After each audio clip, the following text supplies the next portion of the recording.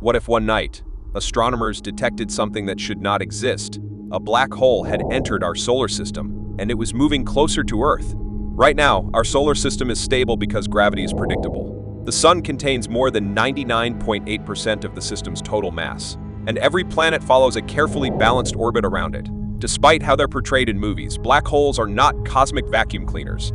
They follow the exact same laws of gravity as any object with the same mass. So the real danger is not what a black hole is. The danger is where it is and how massive it is.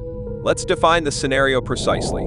A stellar mass black hole, about 5 to 10 times the mass of the Sun, enters our solar system. It does not replace the Sun. It simply passes through on a trajectory that brings it dangerously close to Earth.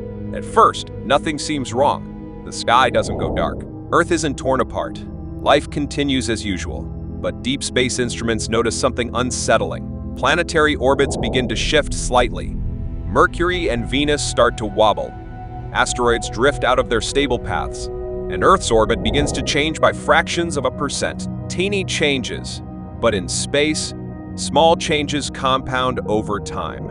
If this scenario already has you thinking, leave a like because from here on, nothing stays subtle. As the black hole moves closer, gravity becomes asymmetric. Earth enters a state of orbital instability. This does not mean Earth falls into the black hole. It means our distance from the Sun becomes unpredictable. Seasons destabilize. Climate systems collapse. Within decades, extreme heat waves and sudden ice ages begin to appear. At the same time, tidal forces increase. Not enough to rip the planet apart, but enough to trigger massive earthquakes, reactivate dormant volcanoes, and increase tectonic stress across the globe.